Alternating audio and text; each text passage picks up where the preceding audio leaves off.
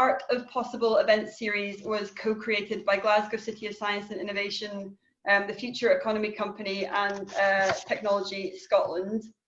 And whilst each of our organisations have distinct objectives and offerings and stakeholder connections, we're all embedded structures that connect people, ideas and resources, and we all strive to enable change through innovation by stimulating and supporting innovators and entrepreneurs to interact in new ways.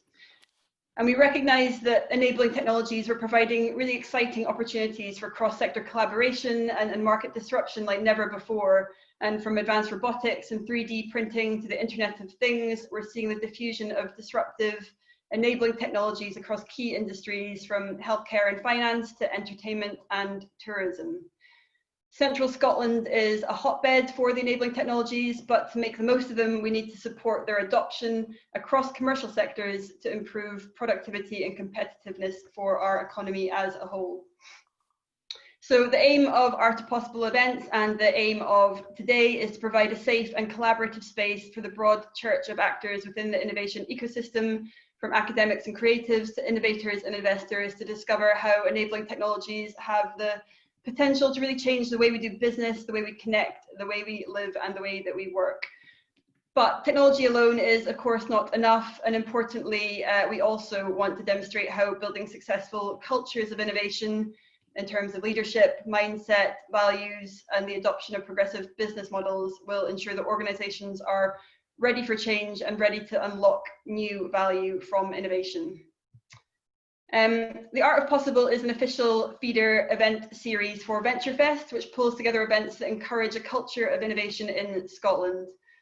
Since 2015, VentureFest Scotland activities have connected more than 8,000 people across the innovation ecosystem.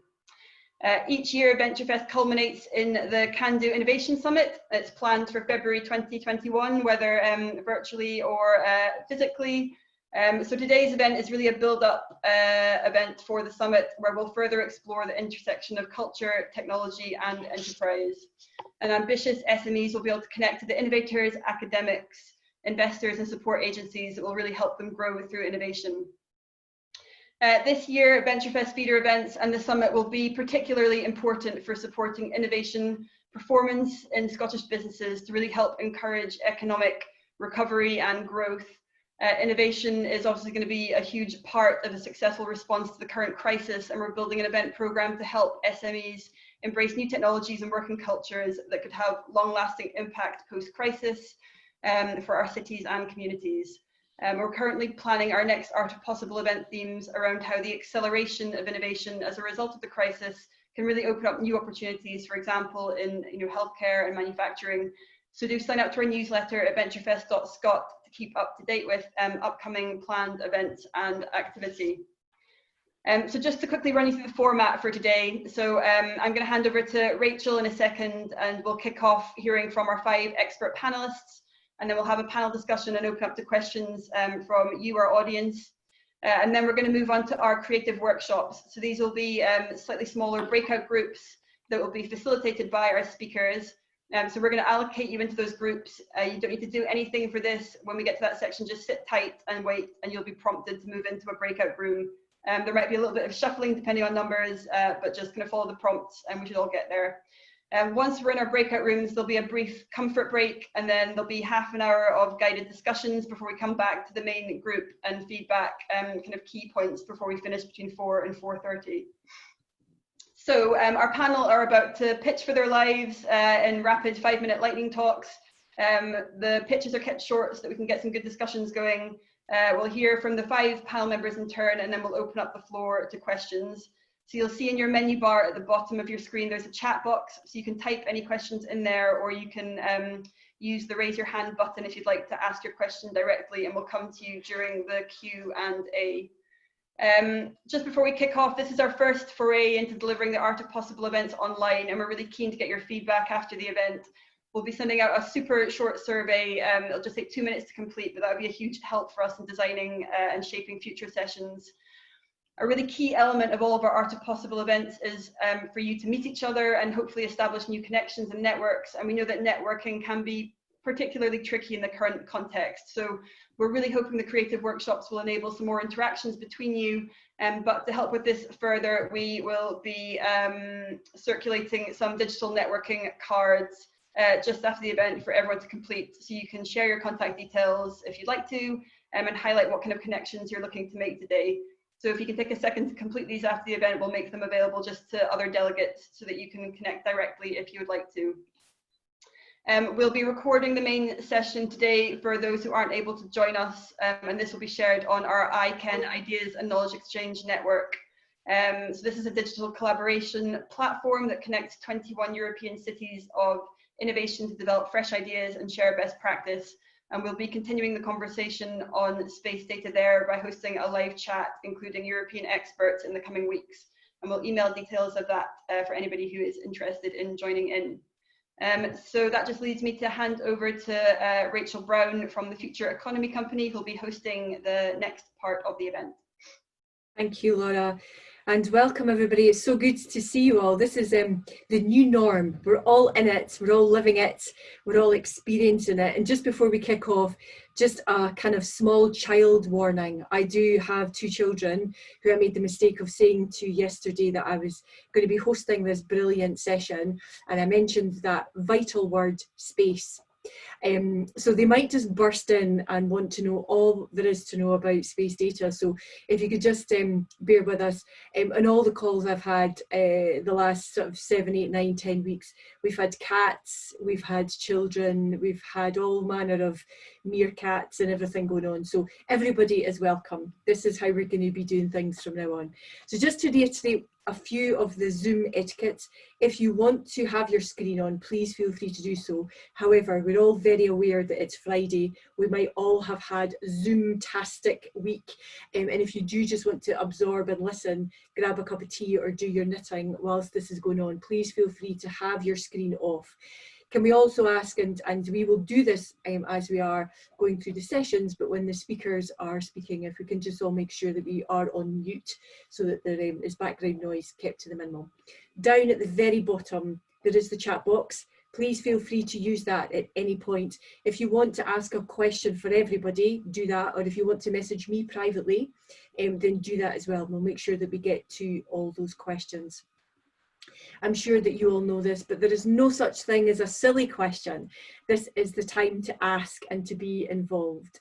So why are we here? What are we all doing? I mean, that's a too big a question for a Friday, absolutely for sure. But we are living in one of the most incredible times. Incredible because it's challenging, and incredible because it is equally exciting. And the Art of the Possible sessions have always been around bringing people together who do not normally get in the room together, and to discuss and to enhance and to network and to enjoy a rich conversation. We will aim to finish bang on 4:30, if not before. These things are always a bit of a try, a test. We kind of muddle our way through, especially as we're doing them online. But I'm very aware that people have busy schedules, so we will finish bang on 4:30. What that doesn't mean, though, if we don't get a chance to cover everything we want to cover, or if we don't get a chance to network or answer all the questions we want to answer, it doesn't end there. So we will be sending information out, as Laura said, but please feel free to connect and interact with each other on all the other usual platforms, Twitter, LinkedIn, and so on and so forth. So the future of space data. What is that? Well, we're going to find out. We've got an amazing panel of people today from a whole range of different topics, organisations, areas and specialisms. And I have got the best job in all of this. I've got the joyous job of teeing everybody up and then sitting back and enjoying the conversation. Don't have to do anything at all. The real expertise and the thinking comes from everybody else in the room. So I'm delighted that the first person we're going to hear from is Celia Davis, who's the director of Animus Analytics. Normally in Art of the Possible, we would do a slightly different engagement around who people are and what they're all about, but I'm going to leave Celia up to introducing herself and her own backdrop. I think we're seeing a beautiful insight to everybody's lives as we kind of go through this session as well, and all these new and wonderful ways of working. Please feel free to start asking questions as soon as you want to. You don't have to wait for the presentations to be over. I will pull everything back at the end. We won't be stopping in between presentations. We'll pull everything back at the end and have a dynamic Q&A. But without further ado, Celia, I'm going to hand over to you. Thank you for joining us. We'll give you a couple of seconds to get your screen organised. We will be screen sharing all the way through the sessions. And we have tested it, so there'll be nothing. Look at that, seamless, brilliant. Okay, Whenever great. you're ready, Celia, over to you. Okay, can you hear me? Can you see the screen? Yeah, all good. Great. Well, hi everyone. Thanks so much for the introduction, Rachel. My name's Celia Davies. I'm really delighted to be here and have the opportunity to share a little bit about what we at Animus Analytics do. And as a newcomer to the space industry and someone without a traditional scientific background at all, I'm always kind of excited and daunted in equal measure to be speaking at these kinds of events. So I thought what I'd do today is really sort of dive straight in and tell you a little bit about what our company does and why, and really how it came about in the first place. And then, yes, very, very open to questions when we pull that all together at the end. So, space for communities, that's really the sort of driving ethos of Animus and what we do. So we're a Glasgow-based startup and a social enterprise using satellite data to support communities, primarily in low infrastructure or kind of politically complex regions. My co-founder and I come from very different backgrounds. So he's a space systems engineer, and my background is actually working in international development, mostly sort of human rights, independent media, mostly in the former Soviet Union, with kind of communities working or struggling to work in authoritarian regimes. And we founded Animus with the mission of using space data to empower communities around the world to tell their own stories and to improve transparency and accountability, with that initial focus on remote or complex regions where Earth observation data just isn't used at all. So with that in mind, our focus is really on merging satellite data insights with information from the ground. So whether that's from community representatives or media reports or NGOs, in order to start to create an evidence base for environmental and social impact around the world. And to do that, we use basically a combination of automated and human analysis to create quite bespoke data products that are really designed to be accessible to non-scientific audiences and actionable in a whole range of different contexts. So from legal arbitration to advocacy campaigns to kind of more traditional research. And to that end, our kind of initial bits of work were for a legal advocacy NGO over in the US that was representing communities in Africa and Asia who had been displaced by international mining companies. We've looked at kind of changes in land use across a whole, due to environmental impact across a whole range of industries, from mining to oil and gas to sugar and rubber industries. And essentially we sort of leveraged that proof of concept, and we're now delivering work for the European Space Agency to look at how kind of formalized case studies can help develop a kind of more robust data processing pipeline. And so what I'll do is just kind of walk you through the problem solution set that we felt like needed addressing before I give you a couple of examples of what the service looks like and a couple of case studies just to hopefully bring it to life a little bit. So what I found when I was working with journalists in countries in the former Soviet Union, so Russia, Ukraine, Azerbaijan, Georgia, the idea that you could use satellite data to tell a story of, you know, a land grab by an oligarch or oil pollution by a kind of a not properly registered oil company was just not really on the cards. So that's that kind of first pillar, the awareness pillar, is how does it even, what even is this? How can this help us to tell our stories and validate our experiences? And then that second pillar there is access. Okay, so maybe we know there's something called satellite data, and maybe we know it might be able to help prove what we can see with our eyes, what we're living on the ground. But how do we get that? And then finally, that understanding, how do we use it? How do we analyze it? How do we analyze it in a robust, kind of traceable way, such that that lived experience on the ground is elevated and has to be taken seriously, whether it's by, an international organization or by a government, or indeed by an international court. And that challenge that we really saw was that those sorts of empowered community actions were really impeded by a lack of sort of robust evidence. And so our goal was basically to change that. And so what do we offer? The service is really, it's data analysis that brings together those on the ground insights from kind of complex regions. And then the product is very much tailored to the different types of customer or client that we're working with, whether that's a local community that wants, a set of flashcards so that they can speak to those in a very simple format, a more formal legal briefing, a campaign blueprint, or media packs.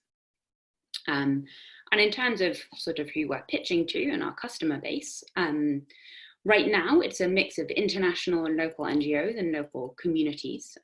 Where we'd like to go, where we'd like to really take this a bit further, is looking to aid agencies, to international financing institutions, and ultimately the kind of multinationals themselves who may be operating, whether that's a mining company operating in a low infrastructure region, to really help them sort of monitor what's happening as a result of what they're doing and help them remain compliant. And so what I'd like to do is just kind of give a bit of an example, because it can all feel a bit abstract without a real case. So this example, this is a community in Guinea in Western Africa called Continian, and they were displaced by an international gold mining company that had actually had some funding through the World Bank's commercial arm.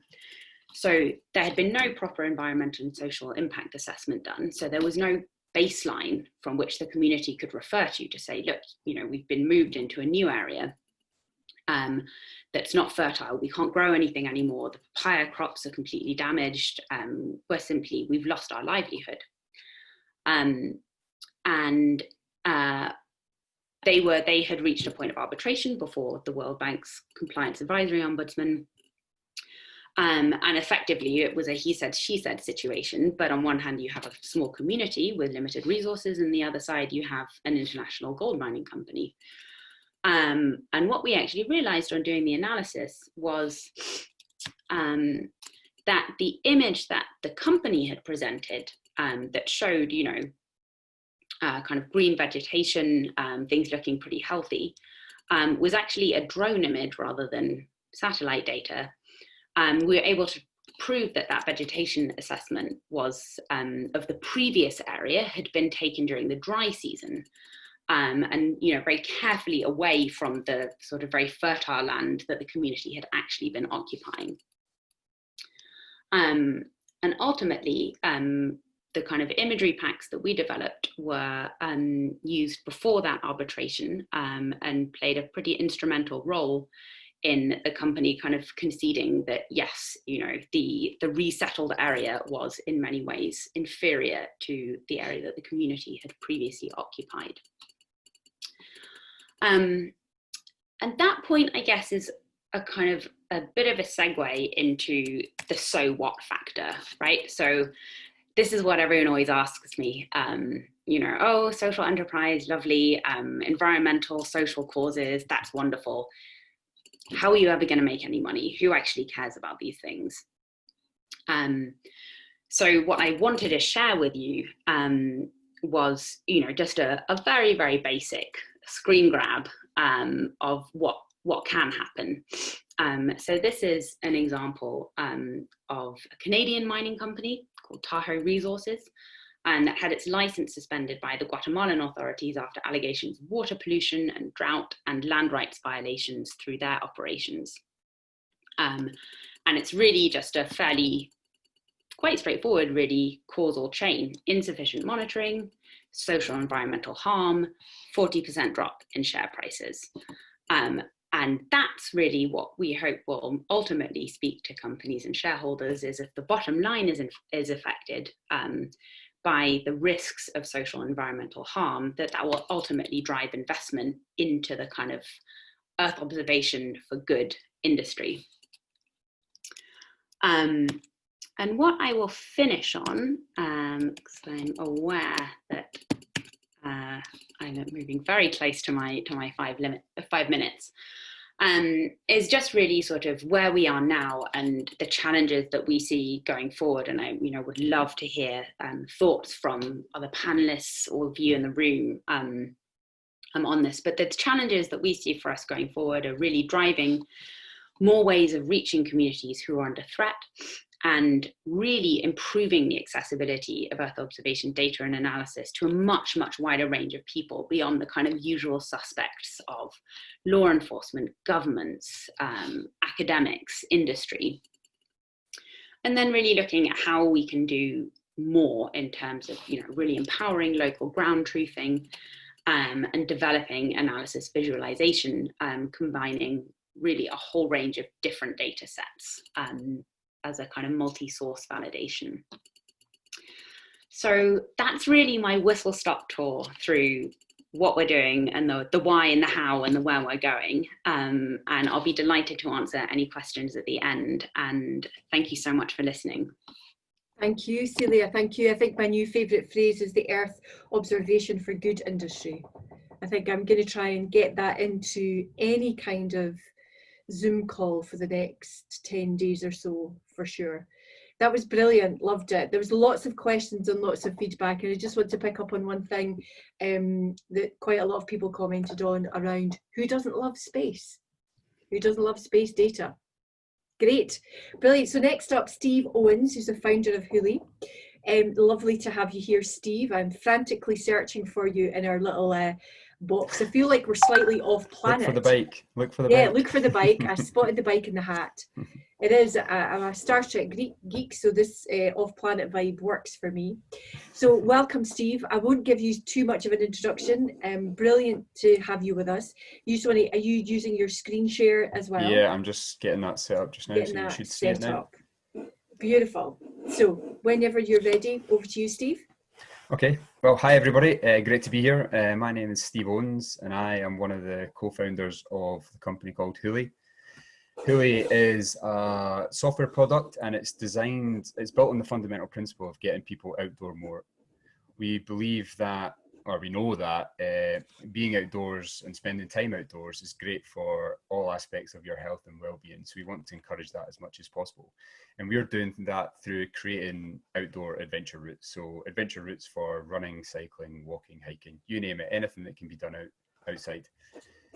We kind of approach the problem slightly differently. I'll just see if I can change. Yeah, so on the screen there, you'll see an example of our product. So right now it's a web-based platform, but we're building the mobile app as we speak.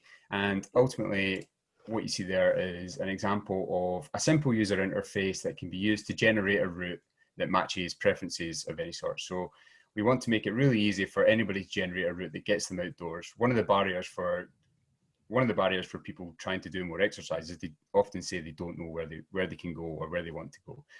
They often have an idea in mind in terms of what they want to achieve. So they might say, I want to go for an hour cycle or a half an hour walk or a 5K run or so forth. And they have these ideas of what they want to do, but they don't know where to do it. So you can go on and you can start to plan routes on the likes of Google Maps and stuff, but they just won't work from an exercise point of view. So we've developed a simple platform where you just tell us what you want and then you can create a route. So in the example you see here, it's a road cycling route, and you can see that the start and end point A and B are quite close together, but we're generating a route that's far longer than the distance between the 2 points. So that is a very quick example of what you can actually do with this.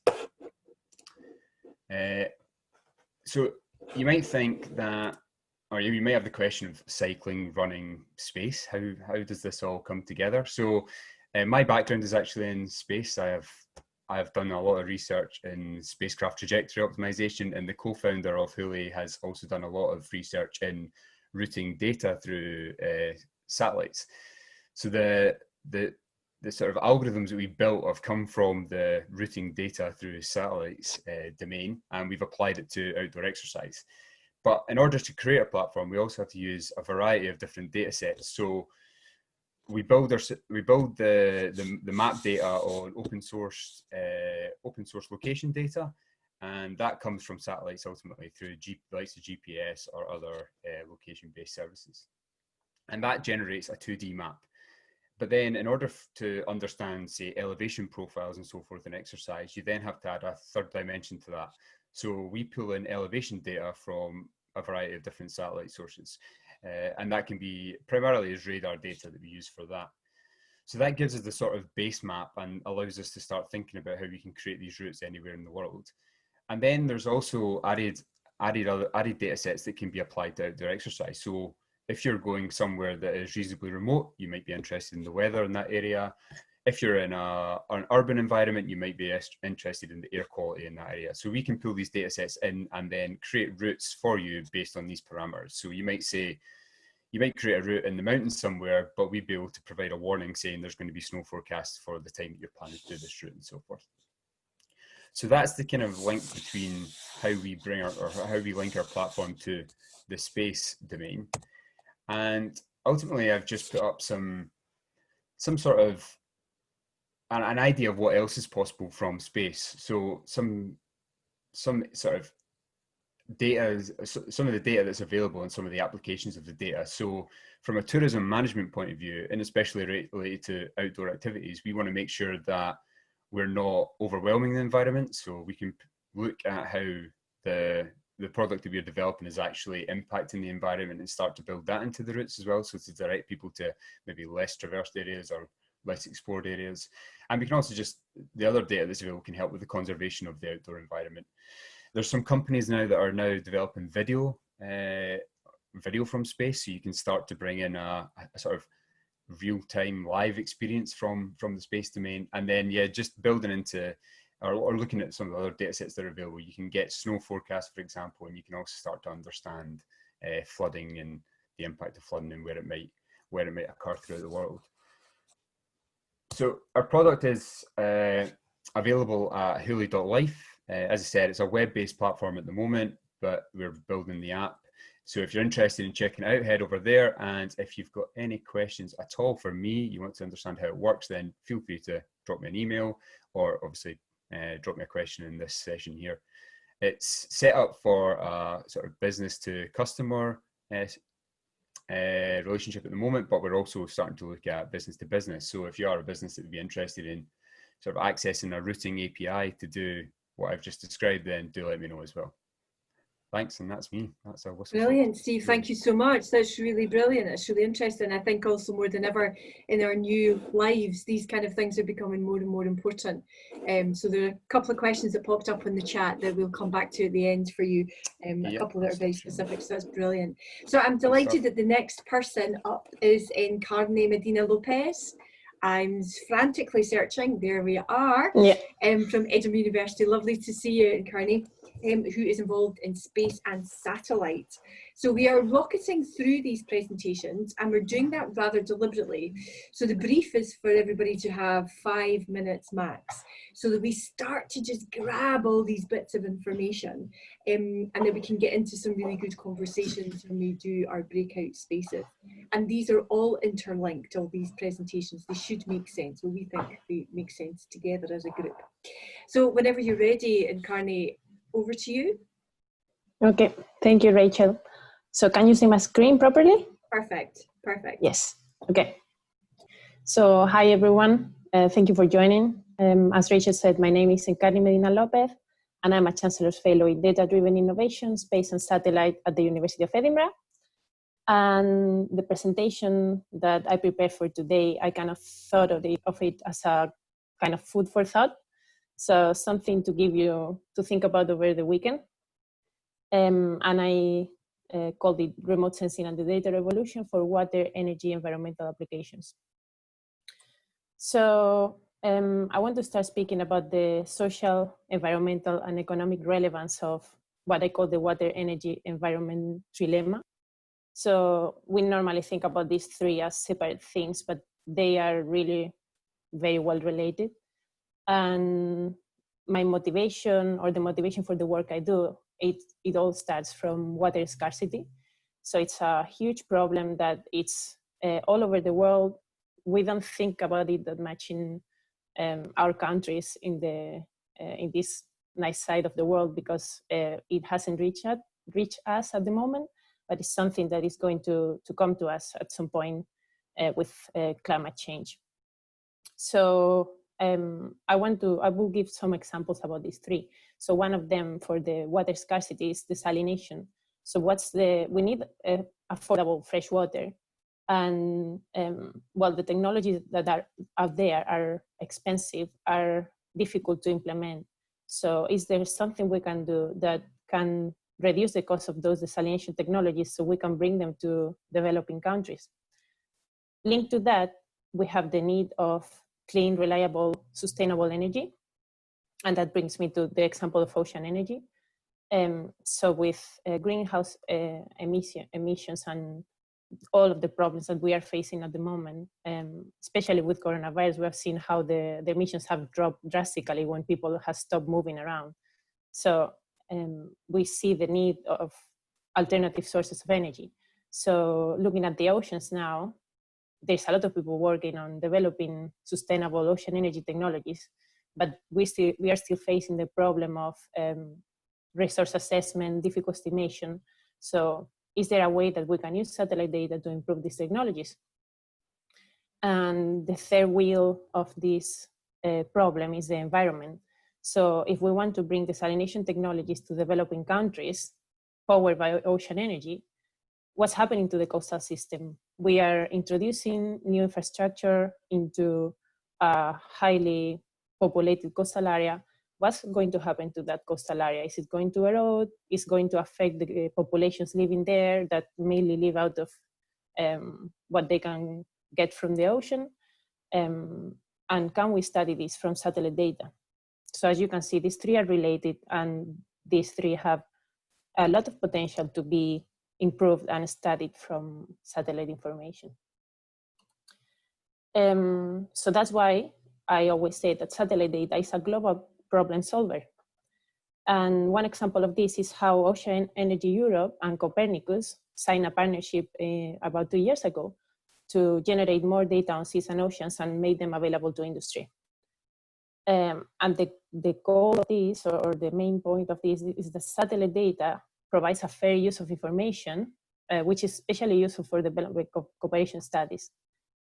We have examples of a lot of free data that is out there, and this has been motivated by the European Space Agency Climate Change Initiative in relationship with the United Nations. So there is a lot of work, international work being done to make free data and available data, and data that is easy to use by communities. And this way we could study human interactions in the environment worldwide. We can help and improve new and existing coastal populations, which as you can see in this map, most of the population today in the world lives close to the coast. And my preferred kind of field of study, marine energy applications. So we can observe waves and wind from space, but much more. I wanted to give a short overview over Copernicus. So Copernicus is the European Union's platform for, in this case, for general ocean observation of the Earth, or general observation of the Earth, but in my case, for ocean. And most of you might know that Copernicus is in charge of the Sentinels, but the thing is that Copernicus is managing to get together satellite data, numerical models, and in situ data from all over the world. And it has 5 components that cover atmosphere, marine, land, climate change, and security and emergencies, which means that the tools that we have for free available out there is already really, really big. So I know many of you might be working already with those, but if you didn't know that Copernicus also includes in situ and numerical models, I will welcome you to have a look at the website and see the possibilities that are out there.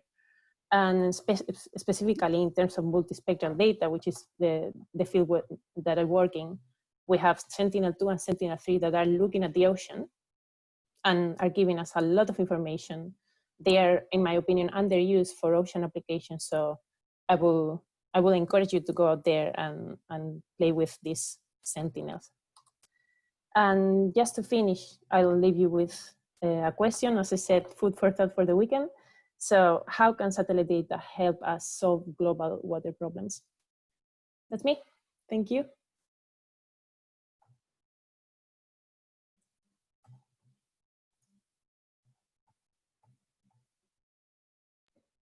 Is that we're trying to unmute each other all at once there? Sorry. I'm so used to having my mic turned off at the button here, so sorry about that. Brilliant. I'm not going to lie, Incarnate, so that's a big topic for me to think about over the weekend. I think I might come back to that maybe on Monday.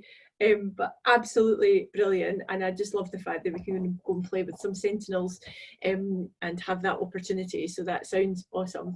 Michael Groves is next, who's the founder of Topolytics. Michael, I'm looking for you on my screen. There we go. You're at the bottom. It's always very bizarre when you're doing the sessions like that, because you're trying to point to different people up or down, and we've all got a slightly different view. So just while you're getting yourself organised, Michael, it's a joy to have you here. Thank you so much for coming on board. So we've got Michael, and then we're going to be finishing off with Sarah, and then I'll be fielding out some questions. So please feel free to make sure you get all of your questions down in the chat box, either to the group or to me personally or privately in that section. And also, just to remind people, don't feel free to put a little thumbs up if you like what you're hearing. We did say that the wave is for questions, but the thumbs up can just be a bit of encouragement as well. So interact, enjoy. Michael, are you ready? I am, Rachel, thank you. Perfect. Story of my life being at the bottom. Well, on my screen, I'm at the top, so that's good. Hi, everyone, I'm Mike. I'm the founder of Topolytics. I'll tell you a bit about them in a sec. So yeah, my background, I'm a geographer, PhD remote sensing, but I've spent too long working in environmental management, sustainable forestry, sustainability reporting. So I guess Topolytics brings two parts of my life together, geography and the environment. So in terms of the company, what do we do? Well, basically we're aggregating and analyzing waste data at scale, and we're doing this globally. So what we're trying to do is make that downstream material system, so that kind of system of waste movements globally, much more visible, because it isn't very visible. It's pretty opaque at the moment. So by doing that, we can build a much higher level of trust in that data. So we're basically making the data that is currently available to different players in that waste system much more verifiable. And consequently, what you can then do is you can extract much more value from that material. And that's the big issue. So too much of that material, in fact, more than 60% of the world's waste is still going into landfill sites, it's still going into illegal waste dumps, or it's leaking out of the environment on a global basis. And one of the problems is that the system of incentives for recovery of that material is still not really aligned towards that idea of circular economy, so where material is brought back into the economy. And of course, the beauty of it is that material all has a value. It has a monetary value, it has a social value, and clearly it also has an environmental value if it's recovered. If it isn't recovered, of course, it leaks into the environment potentially. And of course, we have well-publicized issues with plastics in the ocean, for example. So, you know, we're going to have more plastic by weight in the ocean than we will have kind of marine organisms, you know, within sort of 20 or 30 years. So there's a big opportunity there to recover the value in that material. And that's basically what we're trying to do. We're trying to say, look, okay, the way to start doing that is to get a much better idea of what's actually happening across the global waste system. And that's what we're trying to do. So that system itself is pretty kind of complex. You've got multiple materials, you've got mixed materials, you've got organic materials, you've got kind of man-made materials, you've got different players who are generating that material as a waste. They're then moving that material, they're processing that material. Some of them are recovering it, some of them are disposing of it, some of them are burning it as fuel. So it's a really, really complex kind of piece. So what we're trying to do is just kind of unlock that so that all of those different players in that system, in that downstream material system, can actually start to make better decisions, and we can increase the amount of that material that's actually recovered rather than just kind of disappearing into holes in the ground. And so if you translate that sort of graphic view into the real view, these are just some data from sites in the UK where they're kind of sorting of waste. And you can kind of start to see some of this complexity in terms of the distances that material is being moved. You know, it's being moved locally, but a lot of it is being moved significant distances across countries. And then, of course, a lot of material is being exported. So what we're trying to do is basically pull data in from many different sources. So we're aggregating it, we're normalizing it, and then we can start to identify what's the version of the truth here. What is that material? How much of that material is there? Where does that material go? What happens to that material? And these are the kind of questions that we're trying to answer. And so what we've done over the last 2 or 3 years is we've created a sort of analytics platform we call Waste Map. Does what it says on the tin, if I could use an old advertising phrase. Because we think the geospatial component of waste material is absolutely crucial to understanding, number one, what does happen to the material, but number two, what could happen to that material? How do we get better outcomes? How do we reduce the distances that material is traveling, because it has a significant impact in terms of carbon emissions and transport related emissions as well. So with WasteMap, what we do is we're pulling in data from a whole range of different sources. So we pull it in from waste producing companies, from CSV files, from bin sensor systems, from all sorts of IoT systems, from third-party software, from satellite data. And what we do is we sort of normalize within WasteMap, and then we can start to answer some of these questions. So our team triangulates on sort of 3 main areas. We've got industry expertise, so we've got people that understand how the waste industry works globally. We've got software development, and we've got data science. And within data science, we've got mathematical statistical data science, but we've also got geospatial analytics as well. And our sweet spot is the triangulation between those 2 things. And what we've done over the last few years, we've built a reputation in the market for smart waste or waste tech. And we've got some fantastic partnerships with the likes of Google Cloud, SAP. We're working with the Ordnance Survey on a project at the moment to digitize the waste system in the UK. So every single waste movement in the UK would pass through the system. And so as I mentioned, the data sources are quite varied. So we're pulling in data from bin sensor systems, the so-called Internet of Bins. We see a lot of data like this. We'll see data that's coming through from databases, from software, from kind of CSV files, etc., etc. And then we're starting to sort of generate views into that data. So we do this for waste producers, for companies in the recycling sector, for investors, and also for regulators as well.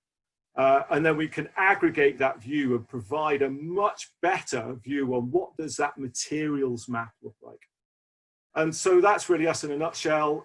Really happy to pick up on any conversation that comes out of this, and looking forward to the breakout sessions. Thank you.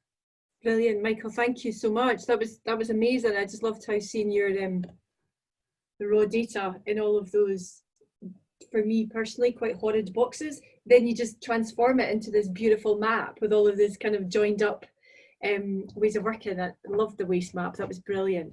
So our final speaker, I'm delighted to welcome Sarah Burns of the University of Strathclyde. Please feel free to stick your questions down at the bottom. And Sarah, are you using your screen share today? Yep. Sure thing. So just as we get organised, fab. Brilliant. Sarah, whenever you're ready, over to you. Yeah, we can see it perfectly. Right, thanks. So my name is Sarah Burns. I work at the University of Strathclyde supporting space activity. And I think this will be a nice talk actually to end everything, as everyone else is talking about problems, and then I'll be talking about how we support companies like all the ones you've heard about today.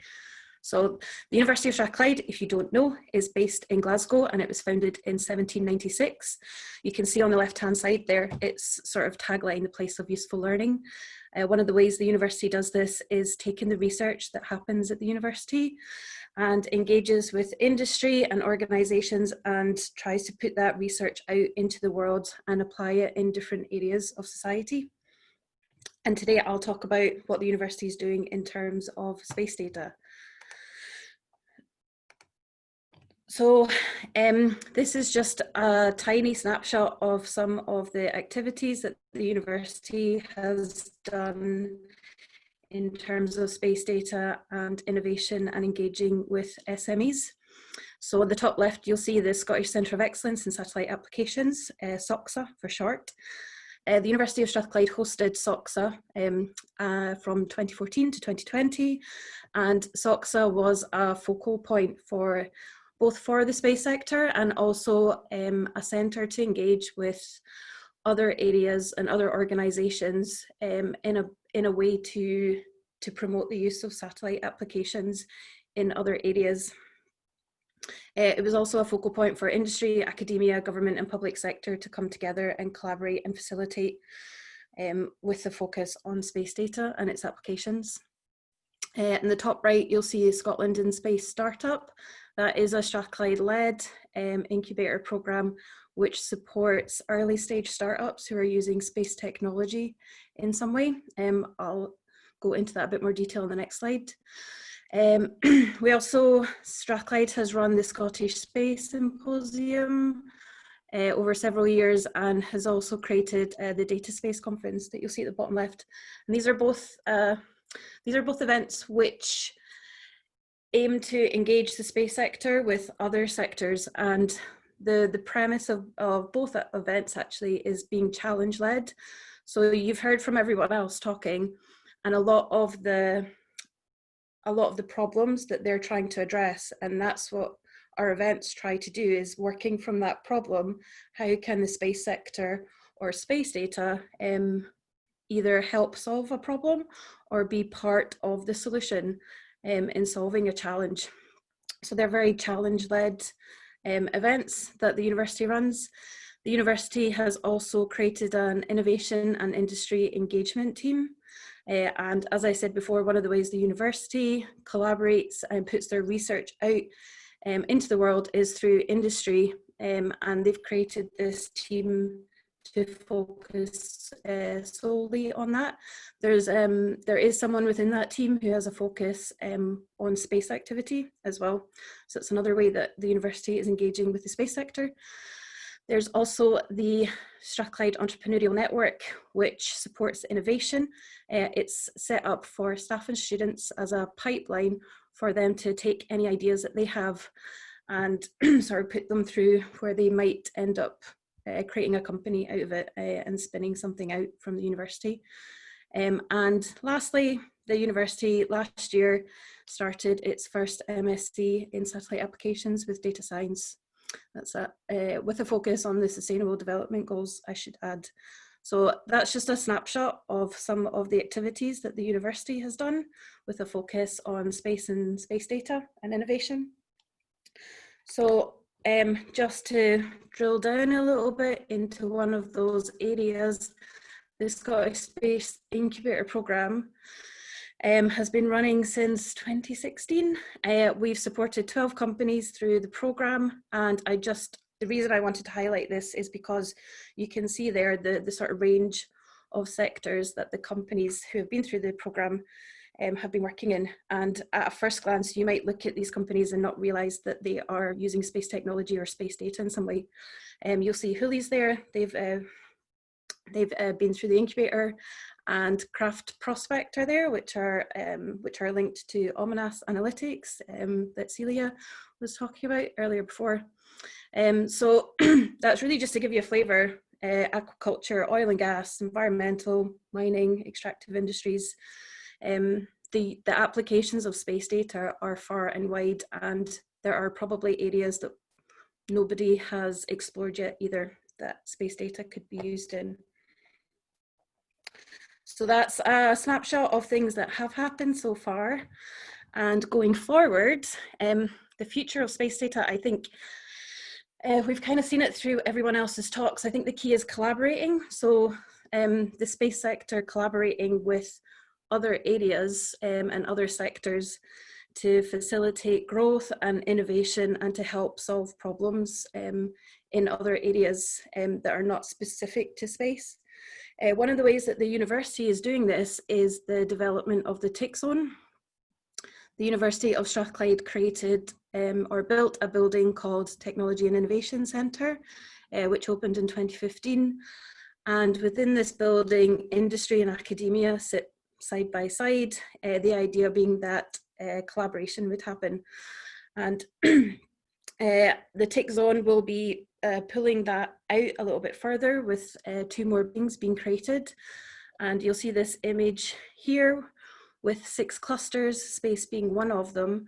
The idea being that these clusters will be the focus of the activity within the tick zone.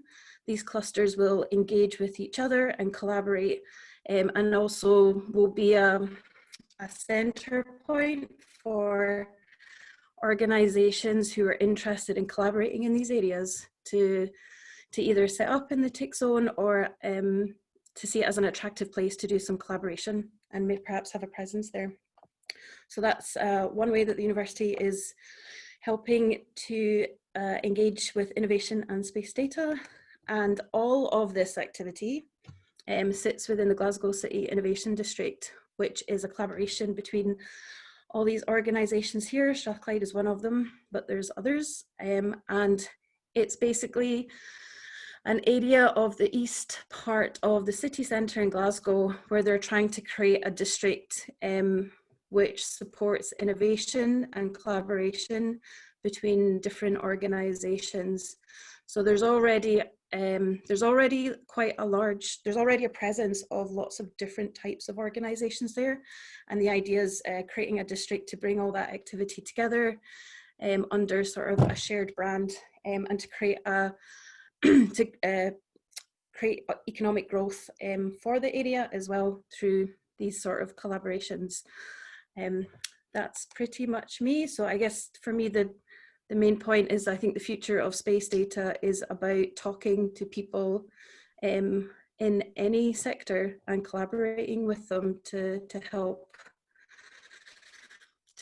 solve problems, because space data can be one part of a solution, and so you need to bring in other parts and other areas to create a whole solution to a challenge or a problem. Thanks. Brilliant. Thank you, Sarah. Thank you so much. That was brilliant. So I'm going to hand over to ask for some questions now. There was a specific question though that Alistair had. Alistair McLean, you had something specific for Celia around where the data capture was. Do you want to jump in and ask that question?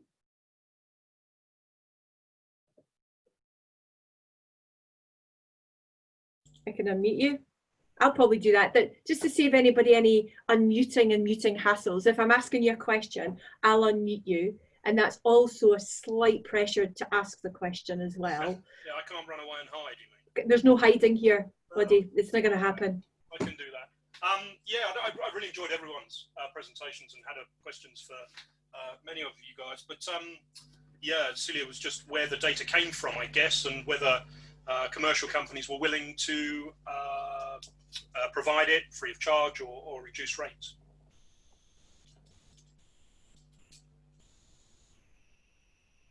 Do I say I've finished? Oh, sorry. No, it's okay. I think we're all trying to unmute Celia at this point. Sorry, Celia, off you go. There's lots of people scrambling to help you there. Thanks, Rachel. Yeah, so Alistair, we actually use primarily free data, so Sentinel-1, Sentinel-2, and Landsat. And in many of the use cases that we've worked on so far, so for kind of vegetation analysis or oil spill analysis, actually those data sets have been adequate. Where we do need higher resolution imagery, because we're supported by the European Space Agency, we have kind of a certain type of access to kind of the commercial data through that. And yeah, there are a number of companies who have made very clear that, you know, if you have a sort of a social good case, then they'll certainly look very kindly upon requests for data. But I'll be honest and say we've actually had limited experience with that, simply because through the use cases that we've encountered, we actually just haven't needed the higher resolution data that isn't available otherwise. But it's a really important question, because you know, that is going to happen, and I think probably a lot of companies are or researchers are in a similar position. If I can just come back on that, there's incredible work going on in this area that Celia's working within, and for one, I'm fascinated just to see the development of this kind of overseeing, I guess, is a good word. Policing is a terrible word, but the fantastic Bellingcat investigation into what happened in Africa with and being able to pinpoint places with the work that those guys did, and being able to hold people to account, I think is just fantastic. So yeah, brilliant. I really enjoyed what you had to say. Thanks, Alistair. Thank you. Now I want to come to David Smith now, who had a specific question for Steve. Now, Dave, if you don't want me to, I'm trying to see where you are, but if you don't want to be on the screen, that's no problem. I'll do my best to ask the sensible question that you asked. So Steve, Dave is asking, are you looking at space-based air quality sensor data like Sentinel-5P or Trumpy? Yeah, so that is some of the data that we've got, but we've actually formed a partnership with a startup in Germany who their core business is to provide air quality data across the globe. So they're using that data alongside other data sources, and we're basically tapping into the sort of filtered data that they generate. Cool. Lots of really interesting comments about how the data is captured, and I have to confess I'd not heard of Sentinel before, and it's really fascinating. I'm totally going to be going and checking it out. There's been quite a few comments around criteria, and also quite a few comments on culture. How can we use some of this information to impact on some of our culture? And Michael, can I come to you to answer something around that? Because I think what you're talking about around taking big bits of information and mapping it out, it's fascinating to hear about the partnership with the Ordnance Survey, and just to think that we could actually have that kind of layout all the way across and look at what that means. But how is there an impact on culture, or how does culture impact on you? I mean, ultimately there's a behaviour change required. Is that you took the words out of my mouth, Rachel? Yeah, so obviously, you know, we are part of what we're trying to do is change behaviour about that material. At the moment, waste, I think that is changing, but waste is waste, isn't it? It's stuff that you kind of generate, whether you're a business or whether you're an individual, you stick it in a bin, somebody else sorts it out and does something with it. So in effect, we're all outsourcing the problem to somebody else. So I think part of what we're trying to do is say, well, actually, there is a concept called producer responsibility. Where if you produce the waste, you have to take responsibility, and it's a legal responsibility. It's a legal responsibility in the UK for a company to know what's happening has a duty of care to understand what's happening to that material. But there's still a kind of attitudinal thing about waste. Well, it's stuff that, we just sort of generate and then it sorts itself out. So there's definitely a piece around behavior change, but obviously we're trying to drive behavior by also driving changes in that system of incentives incentivize people to change behavior, whether it be in terms of unlocking the value in that material or understanding the sort of, the kind of reduction in the environmental impact of not moving that material significant distances. And frankly, mapping and geospatial, I'm a geographer, so frankly, maps probably one of the best storytelling devices ever invented, is it not? So if we want to try and change behavior around waste material, mapping is a fantastic way to do that. Brilliant. Yeah, I love that. I love that. Sarah, come on in. Let me unmute you. Oh, you mute yourself. Perfect. I just wondered if, Mike, have you talked to supermarkets at all about their supply chain management of like packaging of products and things like that? And is that maybe like the next step, that sort of preemptive part of the process?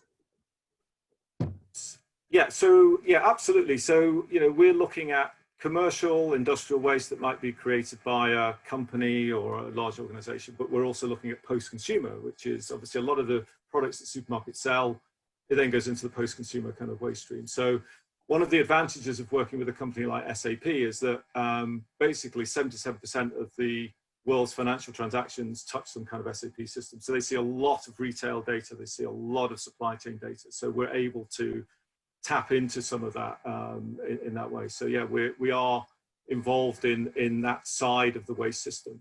And our view is that you can't differentiate between what might be classified as commercial waste or industrial waste and what is classified as, say, consumer waste, because it all ends up in the same system. So if we only look at one side of it, then we miss we miss the rest of the system. So we have to look at it all because it all interconnects. And there is a really interesting topic. I was on a call yesterday where one part of the conversation was releasing the pressure on the consumer, because it's always the end point is always pushed to, well, if the consumer didn't ask for it, we wouldn't create it. And actually there's a cycle there, isn't there? Yeah, and I think too often the consumer the consumer's on the hook for stuff that actually is also the responsibility for, the company that's selling them the stuff, the company that's making the stuff, the company that's moving the stuff as well. So I think everybody in that system and that chain has to take some level of responsibility. Absolutely, absolutely. John Redshaw, can I come to you? Because you had a couple of questions that were floating around in comments. Let me unmute you. There we go. Oops. Oh gosh, sure. We're all trying to unmute. There we go. Perfect. John, you had a couple of questions about regulation data and some other comments. Do you want to direct that to anybody in particular? I'm not sure. You can perhaps target it to who you think is most appropriate. Just a brief introduction. I'm a principal scientist with the Scottish Environment Protection Agency, and we're very much interested in this work and may well be collaborating in the waste management project. And my question really relates to that of how do we assure the quality of the data and the responsible use of the data? So what sort of quality assurance mechanisms are in place? Somebody want to come in on that? Sarah, would that be something that you could comment on? Do you have an overview with different organisations, don't you? I could comment. I don't know any specifics, but I guess off the top of my head, one of the ways to, I think, data validation and quality of the data is perhaps a challenge in the sector. And one of the ways to tackle it is to have the satellite data and some other kind of data that validate each other essentially, and that way you're getting a better quality output from the data. Mm-hmm. So for an example, Strathclyde worked on a project using satellite data to see where the position of wind turbines were. And there's sensors on the wind turbines themselves. And so you've basically got the data from the sensors telling you one thing and then the satellite imagery telling you something else. And by putting those two things together, you get an idea of what's sort of telling you the truth and what isn't, if that makes sense. Mm-hmm. Yeah, no, that makes perfect sense. And I'm going to bring Celia in on that point, because you made a great point earlier on around the drone data being different from the satellite data and how that actually was able to create the argument that was required for that particular community.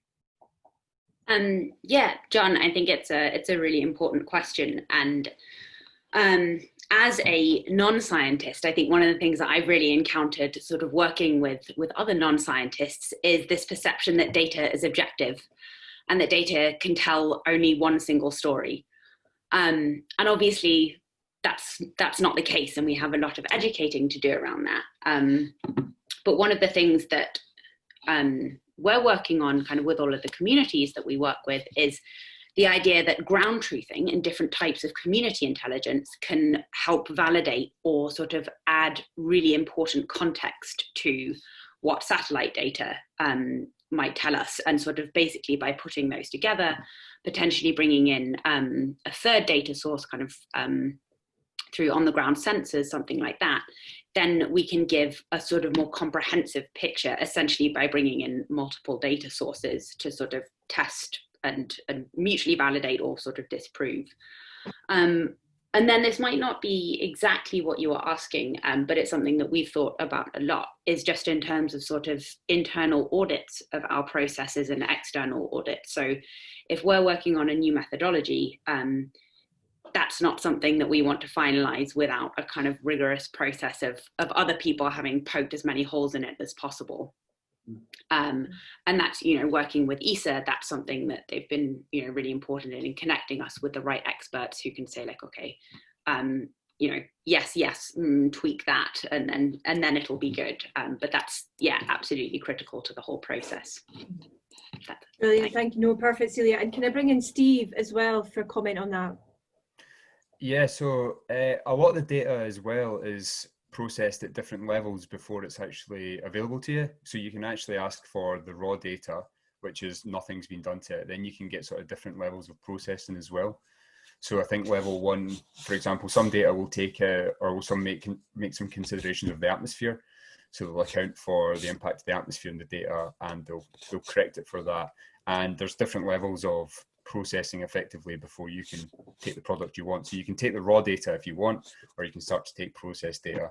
And then alongside, as both Sarah and Celia mentioned, you can take the ground truth data to sort of support the product that you're trying to develop.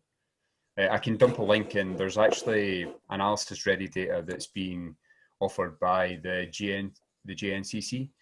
So I can dump a link in the chat that may be of interest to you. Brilliant, thank you. That's really helpful. Sorry, just one if I may. Yes, John. Responsible use of data. I think they've addressed the issue of data quality assurance. Now, what about the responsible use, or more worryingly, the irresponsible use of this type of technology? We're going to answer that? Whew, that's a hefty question at this juncture. Anybody, I'm going to offer that out to the floor. Does anybody want to come in on that? I think that's a key point actually as we go through all of this. Michael, you probably have a comment on this, given the multiple streams and the multiple partners that you're bringing together for the responsible use of that data. Yeah, absolutely. I mean, you know, I think there's a whole, well, there are levels, I think, in terms of the way we look at it. So you've got data that may be commercially sensitive data, and that is, you know, viewable by a discrete number of, you know, sort of stakeholders. And then you've got other data, for example, some of the data that we'd be working with SEPA and the environmental regulators on this UK waste tracking system. I mean, some of that is coming from waste contractors, but it's regulated data. So it's data that is visible by the, you know, to the regulator, but that's not necessarily then visible to, you know, as an open data set. There may be an aggregated sort of version of that. And certainly one of the things that we're trying to do with companies that we work with that are waste producers is if we work with their data, then we aggregate and anonymize that data, and that shared view then is really powerful. But we're not trying to identify, you know, kind of individual sort of sites or locations or records, but there's a greater value in being able to sort of see that sort of overall kind of data set, because that's the problem. All of the stakeholders don't have that visibility at the moment. So how can they possibly make good decisions around it? So yeah. It's a really good question. But it's a really complex answer, because I think every use case is going to be slightly different. And obviously we're not really dealing with personal data as such. Obviously if we're dealing with personal data, then it does get into a whole other area as well, obviously. Thank you very much. We can certainly see the potential application in military intelligence, can't we? Yeah, yeah. And Carney, I'm conscious, do you want to come in on any of this? Yeah, I was actually going to say something about the military data that they just referred to. So if we think about that, it's a bit scary because the military is decades ahead of us in terms of the civil side of the satellite data. They have technologies that we will see in years, as we are seeing now the technology that they were using decades ago. So I guess the problem with open source data is that it gives you a lot of possibilities, but it's also open for anyone to do whatever they want to do with it. So I think it would be more in the side of regulations. And I think at the moment, satellite data is not, the regulations for it and the standards have not been developed. So I think there is a lack of regulation in that area to try to protect the populations, particularly, or the communities, and ensure that everyone makes good use of it. But yeah, I think it's a very, very difficult topic. I think that's why collaboration is going to be really key going forward, because space doesn't belong to any one country, and so it's going to take a collaborative effort to regulate the space sector in general, because you've got companies across the world that have access to this data, and so there's Yes. Alistair, I'm going to bring you in on that. Thank you. Just yesterday, the US Department of Commerce released a whole new set of regulations, or indeed an incredible relaxing of regulations around their homegrown space data, I guess.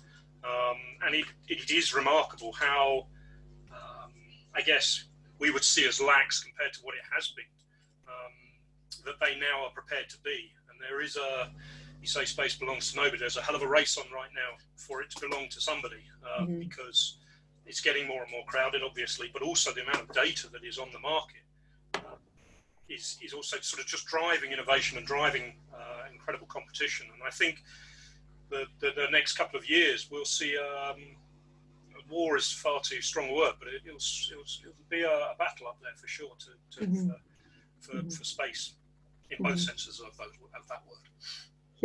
Yeah, and I think there's something really interesting around how we've changed culturally, of what even though there's a relax of regulations, how we've changed culturally of what we will tolerate, what we won't tolerate. So I do a lot of creative industry support and commercial business support, and 12 years ago, out of the recession and out of the challenge, we saw Uber, we saw Airbnb. We're not going to see anything like that this time. We're going to see things that have multiple impacts around economic, social, creative, cultural and environmental. And we're going to see that in spades. So one of the big passions that I have personally is supporting groups and conversations like this, so that when people come together, we've all got more information, we've all got more ammunition, and we've all got more sense of what's possible to take all these joined up steps forward. Because if we don't have that ripple effect of impact, we're not actually going to survive this in many forms. So this is a brilliant conversation from that point. And I'm mindful that we are able to go into small groups now